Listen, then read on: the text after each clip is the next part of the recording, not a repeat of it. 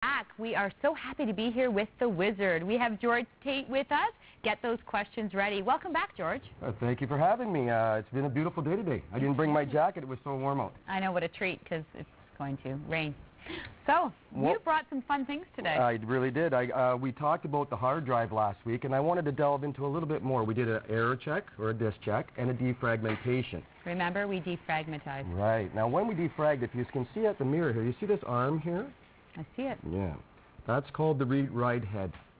And this is what does the defragmentation. This part right here comes back from the days of magnetism on the old 8-track tapes or cassette tapes. And that technology developed into the hard drive. We don't really have to understand how it works. We just know how to use it, just like a car. And this is what we're going to call the gas tank to the car. I know some of my technical friends cringe when I use the information highway scenario. But it's a good scenario. It's a good analogy. Right. What we put into the hard drive, or how we maintain the gas, is how your computer is going to run. If it gets water in it, and we'll call spyware water, it starts to chug along and you know something's wrong. So what we've done is, if you've done your disk check and you've done your defragmentation, we can move on to other parts of the computer. Now this is the inside of the hard drive. I brought my doctor's bag today. Oh, I like that. People like to see this, and I brought you an actual hard drive. You can open that up. That's a brand new Maxter hard drive. It's quite heavy. It is very heavy. You can't hurt it. Okay, that's good. So this is the hard drive. That's what a hard drive looks like, and that's the inside of the hard drive.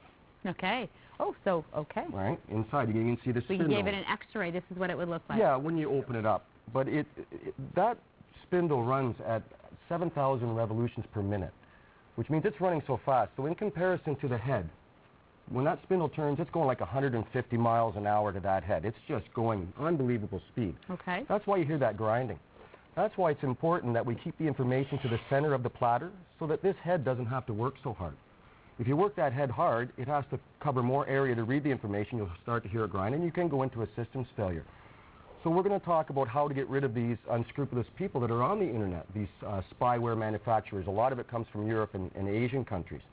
And if you go on the internet, you're going to get it. There's no ifs, buts, and hows. You're going to get the spyware. We have to learn how to combat it. The best defense is a good offense in this instance. So what we're going to do is we're going to go down, and we're going to go to the Start button. Now, if you're at home, go to your Start. Start. Okay, and we're going to go back to that C drive where we talked about. That's in My Computer. All right, you go down. I'm going to take my time. I'm going to click on My Computer. It takes a little bit to come up. Here we go. Now, everybody's operating system, we're working on the XP operating system. There's different types of operating systems, but everybody's pretty comfortable with this one now. So you see the C drive? That's your local disk C. That's this, right? When we highlight the C and we go up to the file, we're going to read the properties of the C drive, and that's going to show us an icon that represents the C drive, okay? And here it is again. You can see it. I'll move it into the center. That's the tree. There's the tree again. I remembered. All right.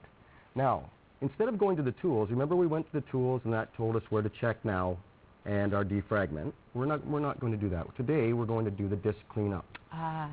This is an easy place to go where you can clean up all your temporary files, recent things of that nature. Instead of going into each individual folder, what we're going to do is we're going to calculate, and we're going to start to check off. Now, I've purposely left things in this computer so we can actually delete them on air. Good thinking. So we have temporary, and see we have 104,000 in recycle bin. We're going to click that off, and we want to get rid of the temporary internet files.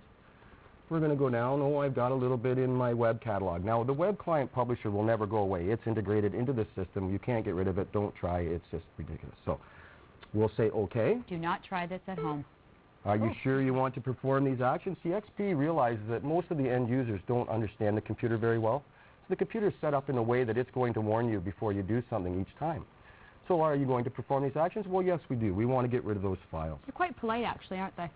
The computers are very polite. I have my computer's called Victoria. Oh. And she can talk to us in one of the shows later on. George, you're scaring me. You're scaring me, George. So see, that's all it did. It's done the disk cleanup. It's gone away. You're good to go. But where did those files go? Right? We've deleted the files. Where did they go? Well, we're going to go down to How Stuff Works. Now, if you're on the internet at home, go to Google and type in howstuffworks.com. I love Google. It's a wonderful place. So we've gone back here. I'm going to go into my documents down here, and we're going to find out how things work. All right. That's about the hard drive. We want to go here. A common misconception is that the data is actually removed from the hard drive or erased when you delete a file. That's a misconception. That file doesn't go anywhere. Just the pointer that points to it goes away. That's why people like me can recover data. If you go, unless of course you go into the hard drive crash. Let's go back to here. If this happens to your hard drive, bring this down, it's lights out. We can't do anything. CSI might be able to do something like that. You would have to go into a clean room, which is 600 times cleaner than an operating theater. Wow. You know, they wear the space suits. Yeah. And it's so, and because what happens is there's a layer of air that's created between that disk because it's spinning so fast. There's air created between there, and just the minutest piece of dust, if it gets in between the head and the platter, it's like a record. It skips and it goes right to the end. So do not make sure that your hard drive does not crash. That would be bad. Or you lose things on your hard drive. Yes. Once it goes to this point, I can't recover because it's actually hardware damage. Okay. A lot of times, just the information on the platter allowing here will get disorientated and fragmented. And a technician can go in there and reattach those pointers and actually draw that information back out. Good thing. Oh, we have a phone call.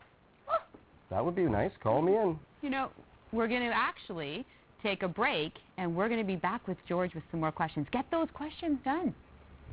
We'll be right back.